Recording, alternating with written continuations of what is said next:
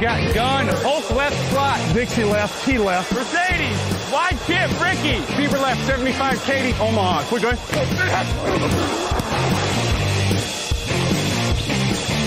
Last play of the game.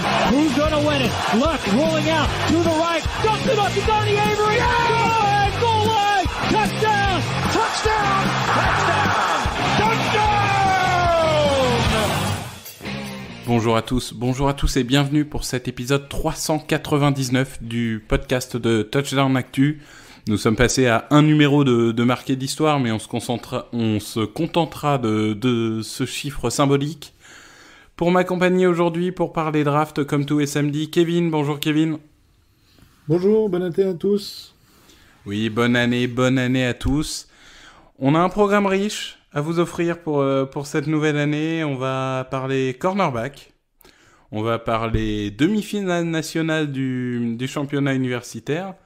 Et on va vous parler, comme d'habitude, de nos pépites. Et on ne perd pas de temps. On va tout de suite aller sur notre premier sujet, à savoir qui est le meilleur cornerback de cette QV 2021. Okay, here we go. With the first pick in the 2020 draft, the Cincinnati Bengals select Joe Burrow, quarterback, LSU.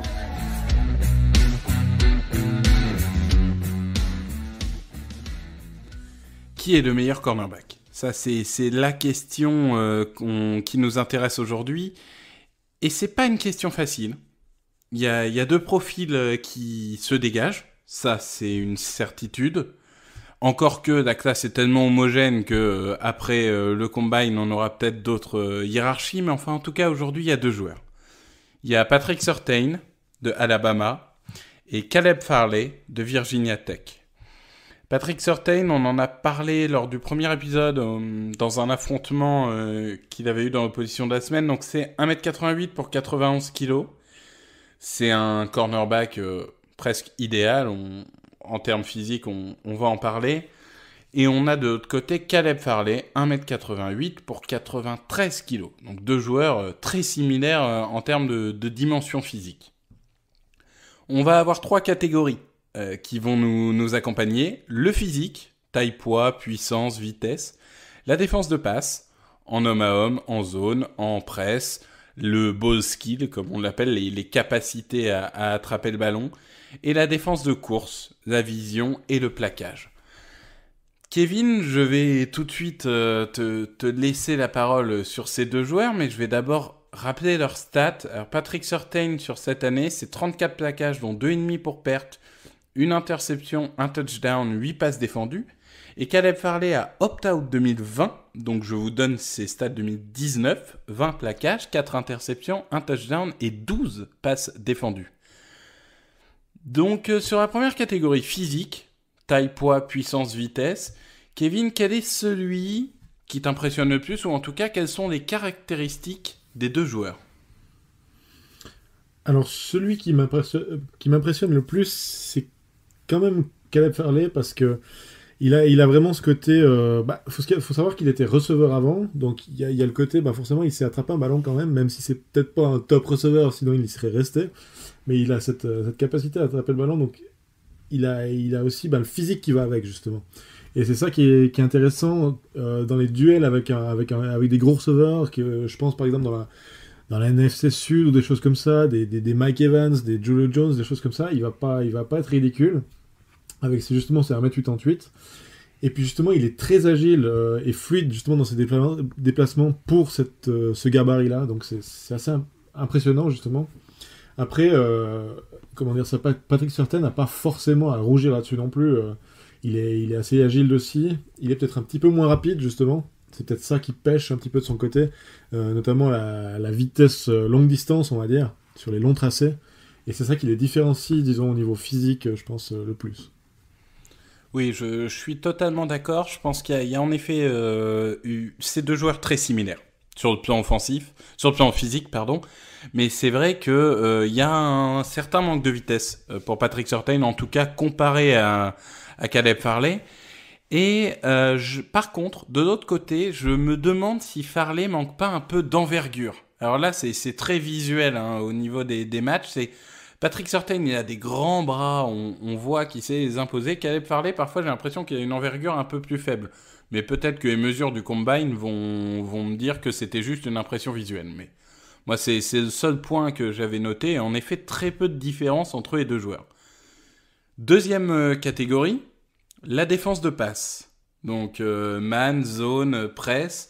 Dis-nous, quel est pour toi le schéma préférentiel des deux et quels sont quel est celui qui pour toi est le plus dominant sur cette catégorie?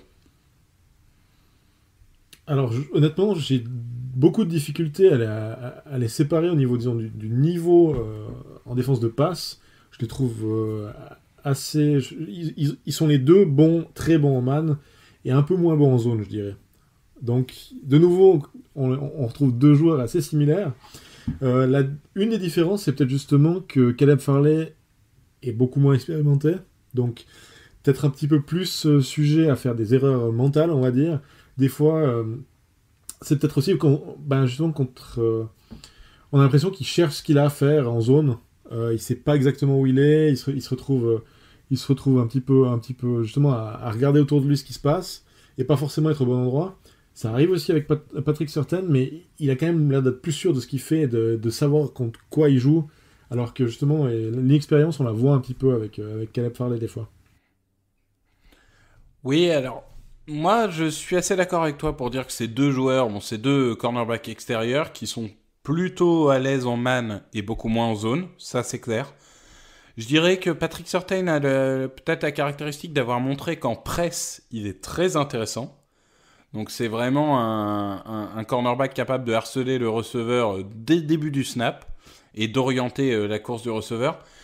Je dirais que Caleb Farley a quand même, selon moi, une caractéristique, c'est qu'il est, on l'a dit, plus rapide, que ce soit en vitesse pure ou en accélération.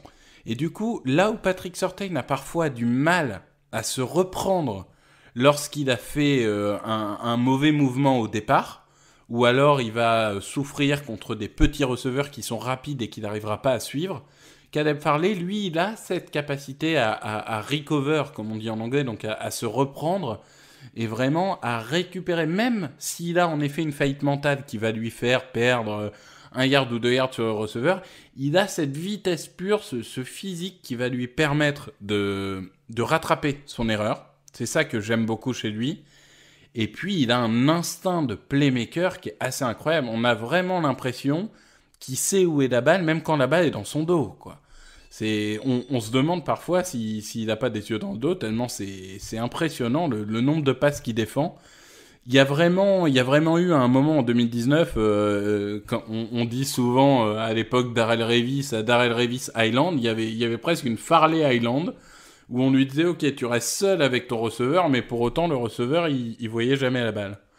Donc, j'aime bien ces joueurs qui sont capables d'être vraiment l'ombre du receveur et qui les lâcheront pas d'un demi-yard. Moi, c'est ça que j'aime beaucoup chez Farley. Après, c'est vrai, tu l'as dit, c'est moins expérimenté. Ça, c'est clair. C'est incontestable et c'est pour ça que Patrick Surtain, on peut dire dès maintenant, hein, est un choix plus rassurant en général pour les franchises NFL. Justement, si je peux rebondir un petit peu sur ce que tu disais, c'est que actuellement peut-être Surtain est un petit peu plus sûr, on va dire comme choix, mais clairement le potentiel de Farley va exciter beaucoup d'équipes, va leur donner des idées, vont vouloir le développer, et si c'est pas forcément un cornerback peut-être jour 1, ça peut être un meilleur cornerback à terme que Patrick Surtain. C'est ça que je pense de lui en fait. Ouais, je suis d'accord. Il y a un plancher qui est plus bas, mais il y a un plafond qui est plus haut. Donc après, c'est les risques et la récompense éventuelle des risques pris. Sur la troisième catégorie, la défense de course, est-ce qu'il y en a un qui te rassure plus que l'autre? Est-ce qu'il y a des choses qui éventuellement peuvent t'inquiéter sur un des profils? Je dois dire que c'est deux visions différentes. Il n'y a pas vraiment de joueur qui m'inquiète plus que l'autre. Il y a un côté... Alors, pour Caleb Farley, je trouve qu'il a un petit côté CJ Anderson de l'année passée au niveau du plaquage. Ça veut dire que je pense qu'il est capable de plaquer, mais j'ai l'impression que des fois il veut pas trop. Il est un peu paresseux des fois au niveau du plaquage. Je trouve il va pas forcément rentrer dans le large, justement typiquement au niveau de la course, sortir des blocs pour vraiment aller s'arracher pour aller faire tomber un joueur. Je trouve qu'il manque un petit peu, puis qu'il a beaucoup de potentiel de par ses aptitudes physiques, mais il a encore beaucoup de progression à faire de ce côté-là, je trouve, au niveau du plaquage. La vision est relativement bonne, je trouve qu'il est toujours pas loin, mais c'est plus la volonté d'y aller. Alors que justement, Patrick Surtain, je trouve qu'il a beaucoup progressé. Alors que je le trouvais vraiment pas bon au début, quand il était freshman, du côté d'Alabama, face à la course. Je trouve qu'il a fait que progresser et qu'il a montré beaucoup de volonté, justement, au niveau de la défense contre la course. Peut-être parce qu'il se sentait plus à l'aise aussi, d'y aller et puis de pas se découvrir et puis de prendre une passe derrière lui. Enfin, ce genre de choses-là, c'est aussi certainement de l'expérience, mais je trouve qu'il a beaucoup évolué de ce côté-là. Donc peut-être un petit peu plus rassuré par Patrick Surtain de ce côté-là. Alors, c'est assez drôle, mais en même temps, ça prouve qu'il y a une certaine réalité. C'est que j'avais noté aussi que Patrick Surtain, à une époque, était très inquiétant dans son plaquage et même dans sa vision du jeu de course. C'est vrai qu'il est en progression. Et il m'inquiète toujours un peu en plaquage, mais il est en progression. Après, il sera toujours un peu limité. Ça sera jamais une bête contre la défense de course. Caleb Farley, encore une fois, il a le potentiel, mais on en revient un peu à la même chose que pour la défense de la passe. C'est une sorte de diamant brut.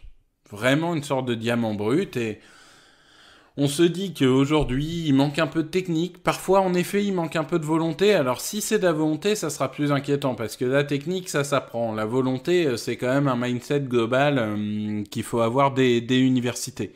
Mais bon, c'est deux joueurs dont on peut discuter et qui, en effet, ont tous les deux... C'est pas leur force, la défense de course, mais ils ont tous les deux le potentiel pour être tout à fait corrects en NFL. Et je pense que là-dessus, on a un peu fait le tour. Question un peu brute, parce que forcément, ça dépendra des équipes et de leurs projets. Mais toi, demain, tu dois... imaginons, par exemple, je ne sais pas, je vais prendre les Cowboys en 10. Tu dois prendre un des deux. Qui tu choisis ? Je pense, si je suis les Cowboys, je prends plutôt Patrick Surtain parce que ils ont déjà pris Trevon Diggs l'année passée, qui a un cornerback hyper rapide, qui manque un petit peu de technique et tout ça. Plutôt prendre le technicien, par exemple.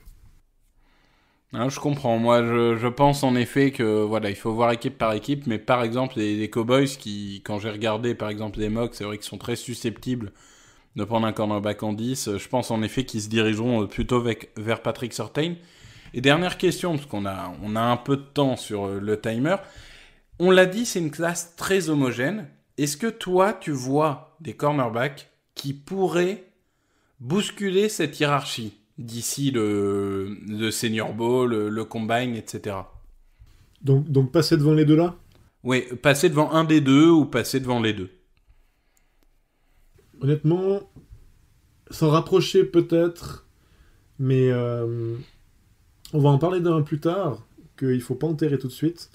Mais je dois dire que déplacer ces deux-là, je vois mal pour l'instant. Ça va certainement arriver, parce qu'il y en a certainement un qui va faire un combine énorme, et puis on va pas le voir venir, comme toutes les années. Mais comme je suis pas un énorme fan du combine, je risque de pas forcément bouger mes positions de ce côté-là. Parce que moi, je donne juste un nom à nos auditeurs qui pourront se renseigner. Moi, c'est vrai que pendant un moment, et il n'est encore pas très loin, j'ai Jesse Horn de South Carolina, que j'ai pas très loin des deux. Et c'est vrai que parfois, je me dis qu'on est à un bon combine de le voir peut-être intégrer le top 2 dans certaines mocks. Donc voilà, c'est un nom qu'on vous donne et vous pouvez, comme pour tous les noms qu'on vous donne, n'hésitez pas à aller sur YouTube, regarder des vidéos et vous faire votre propre avis, parce que ça fait aussi partie du jeu et c'est ça qui est amusant avant la draft. Bon, je pense qu'on a fait le tour. On va tout de suite passer aux demi-finales nationales et à notre affrontement de la semaine. Et on va parler d'une université que tu aimes beaucoup, qui est celle d'Ohio State. Ladies and gentlemen, Let's get ready to rumble! Nous allons donc parler de la demi-finale qui a eu lieu entre Ohio State et Clemson. Il y a eu un affrontement qu'on voulait voir avec impatience. Alors on va tout de suite dire, ça a été plus une boucherie qu'un affrontement. Mais bon, on a donc d'un côté Chris Olave, le wide receiver de Ohio State, 1m85, 85 kg, et Derion Kendrick, le cornerback de Clemson, 1m83, 86 kg. On va commencer par Chris Olave, qui dans ce match a réussi 6 réceptions, 132 yards et 2 touchdowns. Est-ce que tu peux nous dire le point fort que tu as vu dans ce match, que tu souhaites évoquer pour Chris Olave? Il y en a pas mal, mais le point fort, on va dire, c'est les tracés. Enfin, je sais pas s'il y a un meilleur coureur de tracé dans cette draft que Chris Olave. Et c'est vrai qu'il est un petit peu, comment dire ça, il est un petit peu léger, on peut dire, comme ça, mais c'est vraiment, il est capable de faire des tracés, justement de lâcher des mecs sur quelques pas, c'est assez incroyable. Alors c'est sûr que au niveau route runner, comme on dit, comme tu dis, le tracé, la manière de courir est tracée. On a des bons clients, hein. On a du Rashad Bateman, on a du Ja'Marr Chase, mais c'est vrai que c'est peut-être le meilleur de cette UV. Et nul doute, je l'ai pas encore dit, mais que déjà qu'il était projeté entre la fin du premier et le deuxième tour, nul doute que sa performance en demi-finale nationale va beaucoup l'aider dans la cote qu'il va avoir pour le futur. Un défaut, peut-être, alors sur ce match, un peu difficile d'en trouver parce qu'il a presque fait le match parfait, mais sur la saison, peut-être, est-ce qu'il y a un défaut, quelque chose qui te fait un peu peur chez Chris Olave? Oui, alors justement, typiquement, c'est quand même assez un speedster, même s'il est capable justement de faire des très bons tracés, mais il a quand même une vitesse de pointe qui est intéressante, mais la chose, c'est qu'il est assez léger, donc les réceptions contestées, ces choses-là, ou bien quand il joue en presse, face à de la presse, il a un peu plus de peine justement à s'en défaire. C'est pas à tous les coups, donc la presse, on va dire que c'est un peu du 50-50, des fois justement, avec sa vitesse et avec ses changements de direction, il est capable de la battre. Et des fois justement il reste un petit peu coincé dans ses starting blocks, et puis justement quand il y a une réception qui est contestée, là ça devient un petit peu plus compliqué. C'est pas un joueur qui va mettre son corps en opposition, je sais pas, à la manière d'un Julio Jones qui se pose devant le cornerback et qui va prendre le ballon au-dessus de lui, ou des choses comme ça. C'est plutôt justement un receveur qui va recevoir les ballons au-dessus de son épaule, qui va les recevoir contre son corps plutôt que justement loin de son corps. Je suis d'accord avec ça, et moi je dois avouer que sur la saison, parce que pas tellement sur ce match, hein, mais sur la saison, c'est quelque chose qui m'inquiète un peu, au sens où par exemple un Devonta Smith dont on parle beaucoup, qui est le deuxième ou troisième ou premier receveur de cette draft. Il y avait eu un podcast d'ailleurs, je vous invite à écouter le podcast qui avait été fait par Grégory et Alexandre de Souvenirs. Un Devonta Smith qui est plus léger que lui, un peu plus grand mais plus léger, je trouve que paradoxalement, il arrive à s'imposer plus dans le duel physique qu'un Olave qui fait quand même 10 livres de plus. Donc j'ai un peu de mal parfois à me dire, ok, c'est vrai, il est léger, mais est-ce que c'est une excuse? Parce qu'il n'est pas plus léger que Jalen Waddle ou Devonta Smith. Et pourtant, il n'arrive pas à s'imposer comme Smith arrive à s'imposer, alors que pourtant, c'est pas un joueur massif. Donc, je sais pas si c'est un problème de volonté, je sais pas si c'est un problème de... Je pense que c'est juste des limitations physiques, mais le problème, c'est que même avec toute la volonté du monde et avec du travail, il sera toujours limité là-dessus, et on va dire que ça va faire peur à certaines franchises, et ça va peut-être faire de lui un numéro 2 de luxe, mais c'est peut-être ça qui fera jamais de lui un numéro 1 en NFL selon moi. Est-ce que tu trouves que je suis trop dur en disant ça? Non, pas du tout, je pense que c'est un parfait numéro 2 et que ce sera pas un numéro 1. Ouais, donc et là-dessus, ça va très bien comme ça, en fait. Là-dessus, on est d'accord. Et donc, en face, Derion Kendrick, le pauvre Derion Kendrick, 1m83, 86 kg, qui était projeté au deuxième tour, à peu près, troisième tour, il a pris le bouillon. Hein. On va pas se mentir, il a été visé 4 fois. Le receveur a réussi 4 réceptions, 122 yards et 2 touchdowns, dont d'ailleurs un touchdown de 50-60 yards, je me souviens plus exactement, de Chris Olave. Donc voilà, on va le dire, sur ce match-là, c'est une catastrophe. Si on devait le juger que sur ce match-là, y a pas grand-chose à en dire. Mais du coup, sur le point fort, je vais te demander plus peut-être sur la saison. Qu'est-ce qui fait qu'un Derion Kendrick, qui est un joueur finalement à l'expérience assez limitée, puisqu'il n'est devenu cornerback, je crois, qu'en 2019, si je dis pas de bêtises, puisqu'il était wide receiver. Quelle est pour toi sa principale qualité ? Alors, peut-être le fait d'être extrêmement compétitif, j'ai l'impression que... alors, tu disais, il a été receveur. Alors oui, il a été receveur seulement depuis début 2019. Avant ça... il a été cornerback, depuis 2019. Avant ça, il était receveur, et avant ça, il était encore quarterback. Donc, il a toujours réussi à passer les niveaux, et à changer, et à toujours être dans le coup. Alors oui, forcément, ce match-là, je vais peut-être rebondir un petit peu sur ce qu'avait fait Trevon Diggs l'année passée face à LSU, qui s'était fait démolir par LSU, et qui finalement est quand même un bon cornerback, qui arrive à avoir un niveau NFL, et qu'on avait vite... On l'avait vite enterré après le match de LSU. Je pense que ce match-là, il faut l'oublier. Derion Kendrick, il a montré de très bonnes choses cette saison.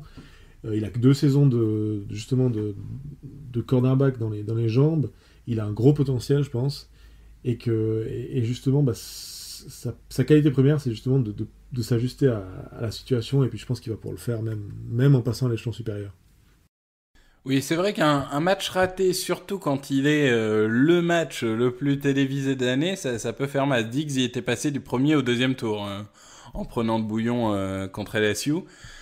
Moi, j'ai envie de dire que Derion Kendrick, c'est un peu la roulette russe. C'est un playmaker.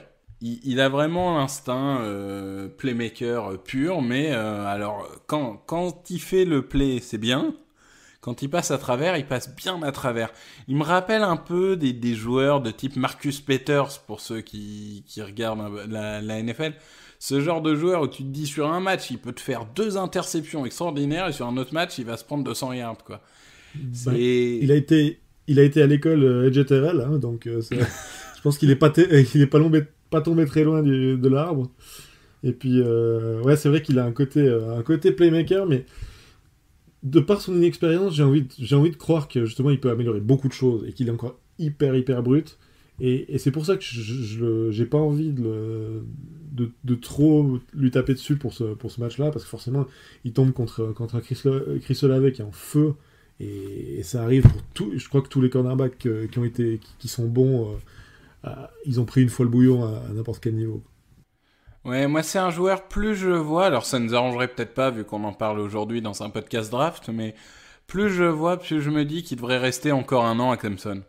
Et Clemson est un peu connu pour avoir pas mal de joueurs hype qui finalement restent pour leur année senior, comme Travis Etienne, comme d'autres. Je me dis que c'est le genre de joueurs qui pourraient bénéficier d'1 an de plus, au calme, en espérant sans Covid, mais ça peut l'aider, je pense. C'est sûr.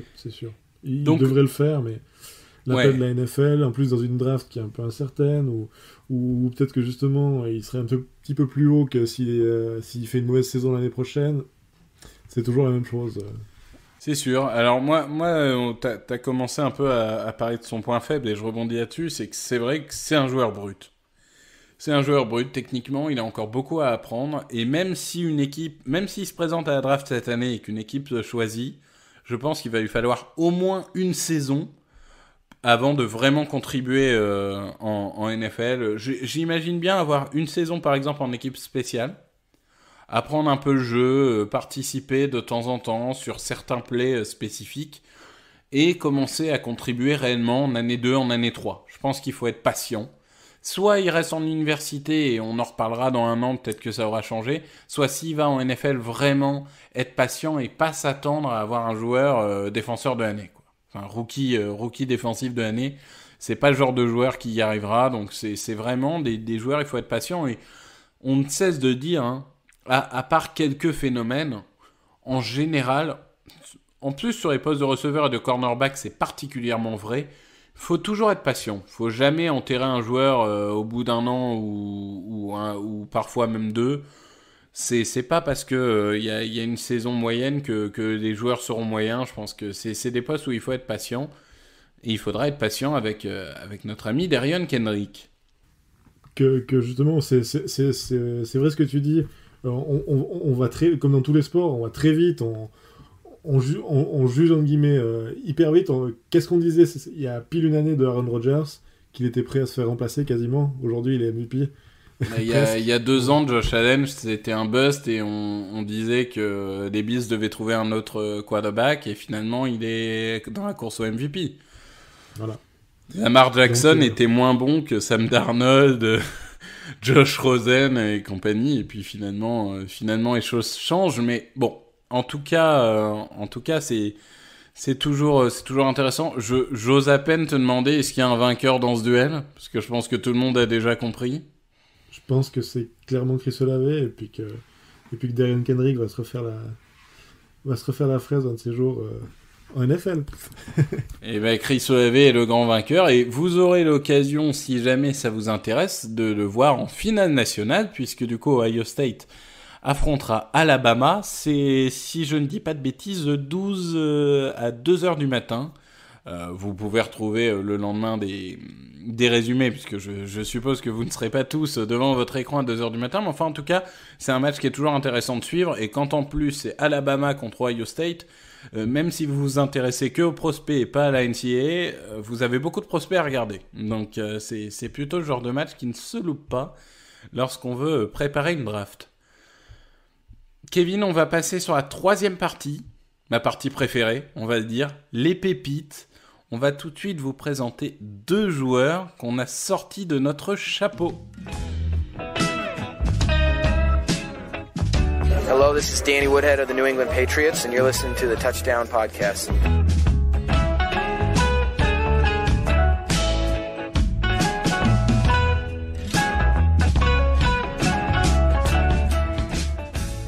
Deux joueurs.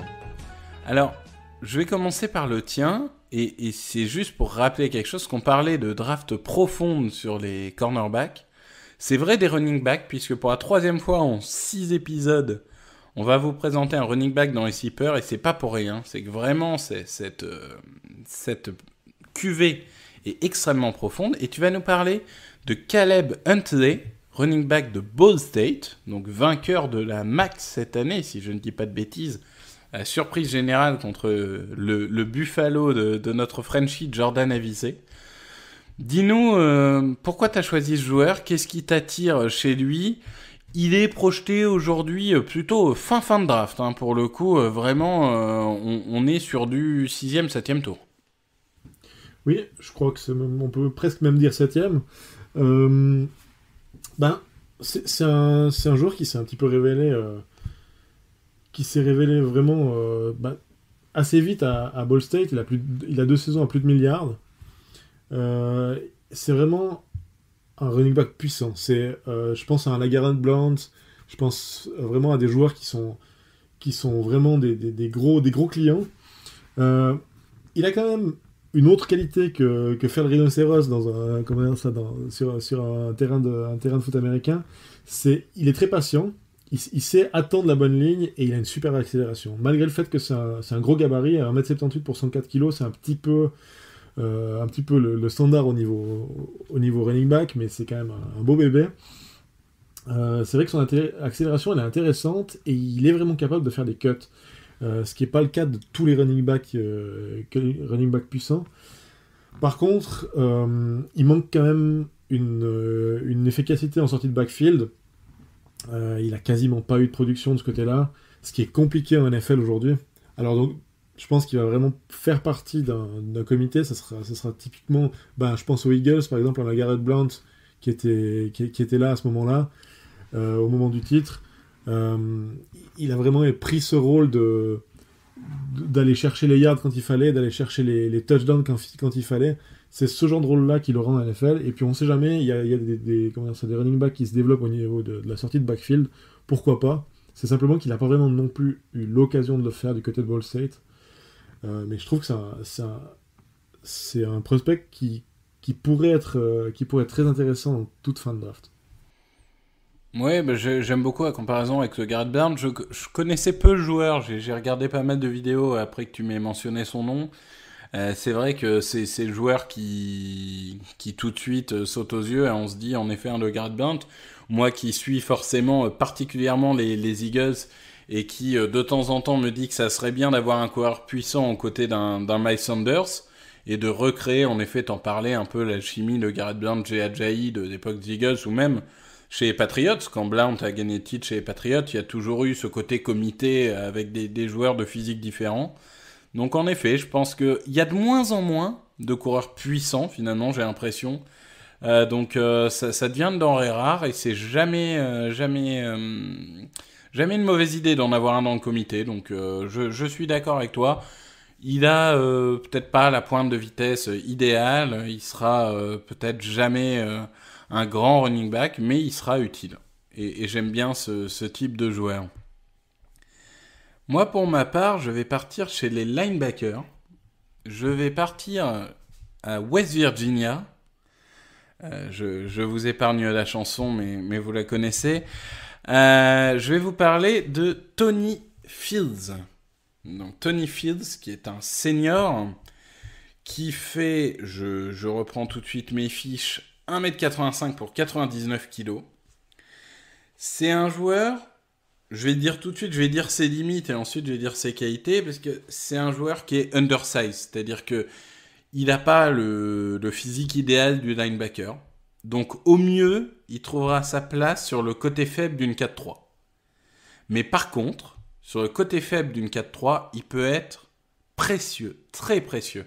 Parce que déjà, qu'est-ce qu'on attend d'un joueur, d'un linebacker côté faible dans une 4-3 ? C'est une bonne couverture de passe, c'est un QI football, et c'est quelqu'un qui a une mobilité latérale forte. Ce sont ces trois qualités.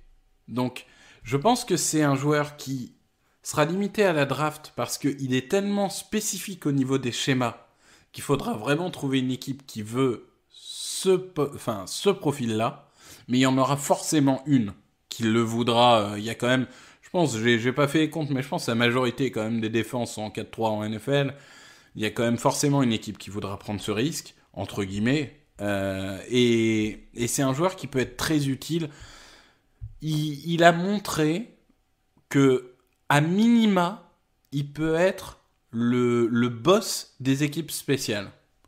Et c'est jamais mauvais de se dire que le mec que tu prends au 5e ou au 6e tour, s'il réussit pas à être titulaire ou remplaçant de luxe, si à minima ça devient le patron de tes équipes spéciales, c'est toujours une bonne chose à avoir en NFL.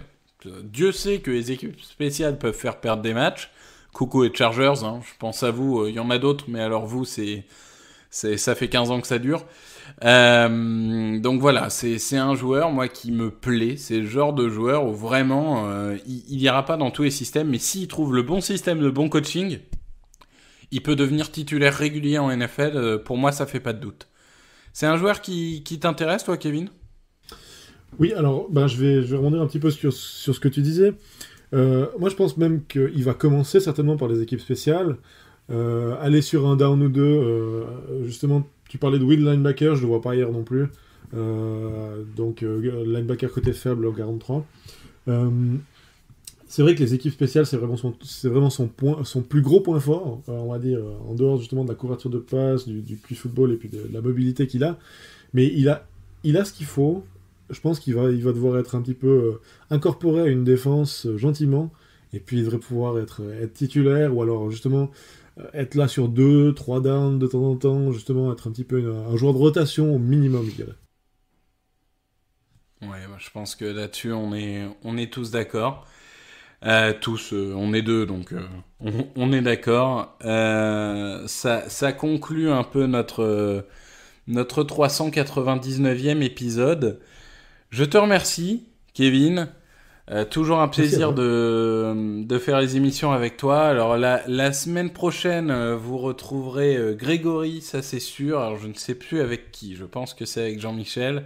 Je ne sais pas encore de quoi ils vous parleront, je vous laisserai la surprise. Nous, on vous souhaite à nouveau une bonne année, un bon début d'année 2021. N'oubliez pas la finale universitaire, profitez des playoffs de NFL, c'est le meilleur mois de l'année. Donc surtout profitez de cette overdose de matchs de qualité. Et on vous souhaite en tout cas un très bon week-end. Au revoir à tous.